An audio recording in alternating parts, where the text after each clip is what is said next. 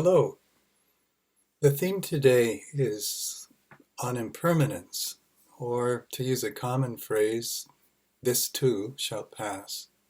Now it's in reference to this pandemic that we've all been looking at and experiencing the effects of in one way or another.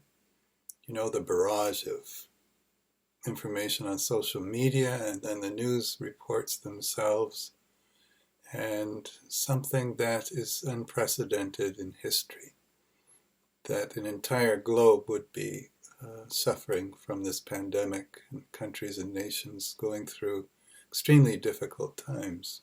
So in the video presentations that I've been giving in this series, we're looking at ways to actually cope, ways to keep ourselves in a state where we can actually pass through this experience with some kind of calmness, some kind of equanimity, and proceed and open ourselves to possibility. So, what is the idea of impermanence then? Well, impermanence basically is what we observe around us, that really nothing lasts in this material reality. Everything's undergoing change at all times. The cells in our bodies are changing, patterns are changing in weather, biology changes, it adapts, evolution is changing things, the way that we survive on the planet and go ahead. So, you know, there's a million examples of change, or we could say impermanence. Nothing remains the same. And that would be applicable to this virus too. There are certain causes and conditions that allow this virus to come into being and then to seek out its host in human beings all around the world. And a very clever virus it is too, and adaptable. So what happens if you take away the causes and conditions of the virus? Then you don't have the virus anymore. Then you don't have pandemic, then you don't have illness causing death. And so this is what the expert researchers are doing around the globe, is trying to as quickly as possible, find a way to halt, alter, change the causes and conditions that bring this virus into its human host. So nature then is impermanent, and so is this whole experience. It will pass. So the idea then here is to bring all of this into meditation again, to bring the negative as well as the positive opportunity into the meditation.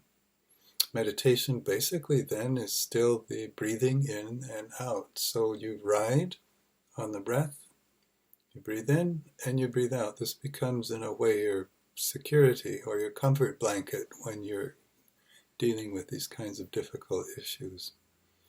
And in previous videos we mentioned that it was an excellent idea and very wise to actually look at the negative emotion, to sit with it for a while, to experience it, and then to apply the antidote. So on the in-breath you take in the negative experience, and on the out-breath you send the antidote to whatever it may be.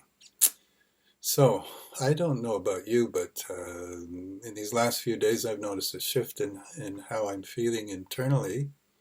That was pretty good for the first couple of weeks of this whole experience of isolation and the growing spread of the disease around the world, but now recently feeling a little bit irritated by it all. Just, I don't know, it's a general feeling of irritation, so I can feel it in my body, I can feel it in my neck and in my back.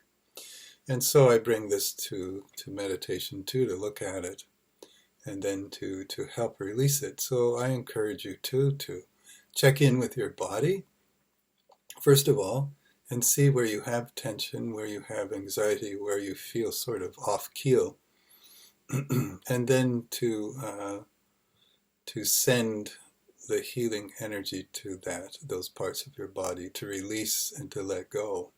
Then we can continue on. Now, what about other emotions that people are feeling right now? I've been hearing from quite a few people who have been experiencing all kinds of fear and anxiety and not knowing what's going to happen, and a bit of shock because of the extent of the virus and how rapidly it has spread, and the number of deaths that are occurring each day and mounting, and not seeing the end in sight yet. So this causes a lot of anxiety. And then there's social media. People on social media are giving lots of energy that might be considered negative, not useful. And there's a lot of people who consider themselves experts in what they're doing, and really they aren't. So it's difficult there, a lot of nonsense. I suppose this contributes to some of my irritation as well, that on different platforms, people can consider themselves experts, able to give the right solution when really they're not qualified. So I've limited myself what I look at. I've chosen reliable news sources to look at each day and to scan over social media, just to go over, not deal with or look at or open any documents from people who are not experts. And this helps reduce anxiety. But in this video, really, we're talking about meditation now and trying to deal with the accumulated emotional effects now, because time has passed by. We're into several weeks now of dealing with this. Some emotional effects can be cumulative and add up. So we need to find a way to deal with this. So what I have for you are 5 steps that you can use in meditation. And when you're meditating, of course, once again, you want to observe, see it, look at it, and feel it. So the first step would be to meditate on impermanence of all material reality. So imagine, if you will, all that is around you, all that you see and observe with the 5 senses, and see how it's impermanent. How does it come into being? And then how does it die or wither away or stop being in existence? Number 2, then consider the impermanence of the virus itself. It will not last. It will not remain in its present state. So what will it be like when the virus is no longer? Number 3, think about or meditate on the impermanence of this pandemic. So the current situation is such that it is global. All people are experiencing the effects in all cultures around the world to a greater or lesser extent. So just reflect on it and see what it is. Number 4, then meditate reflectively on your body being free of this virus. No virus around, no fear, no anxiety. Now, in a certain way, this is a projection into the future, but if it's in our mind, we can see possibility of where we can be. Hopefully, all of us will be very soon. And then 5th step is to meditate on a world without the virus. So what will it look like? What will it be like? Let your imagination run freely. And then, of course, send out compassion to all people. You can start with people that are very close and near and dear to you, and then send it out to those you feel neutral about, and finally to all sentient beings. And this is a way of dedicating your meditation practice for the benefit of all beings. So I think most likely, if you continue with a practice like this, or like the practices from the former videos that we've given, practice on Tonglen in particular, you'll probably soon feel a shift in your mood. It will be more calm, more relaxed. You will be able to be optimistic and see the path forward. Also, you'll probably find ideas for proceeding that are very good for you, or activities that you can participate in, which are beneficial for yourself and for many more people. In other words, you gain a real clarity of mind once you have tamed all of these negative emotions. It's kind of like, yes, being a lion tamer, these fierce emotions arise, but then you tame them. Well, how do you do that? In meditation, on the meditation cushion.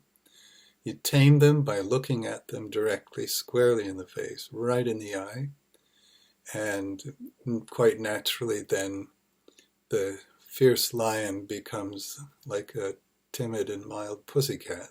Okay? Same thing with our minds. They can race like a wild animal around, and we can have many thoughts racing and circling, which generate emotion. And at times the emotion can be overwhelming. So the idea is, through meditation, is to tame the mind and calm it so that we can live balanced life.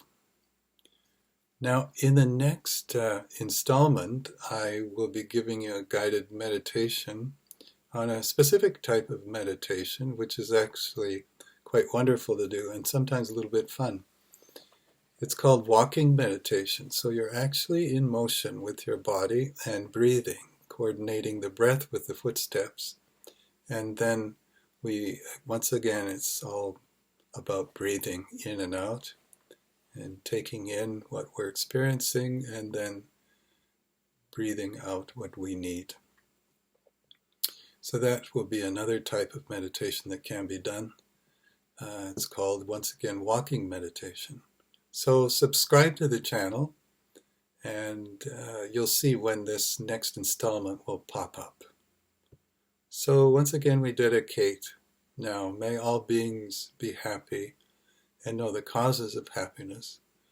May all beings be free from suffering and the causes of suffering. And may all beings live in equal love and compassion for all, both those near and those far. Thank you.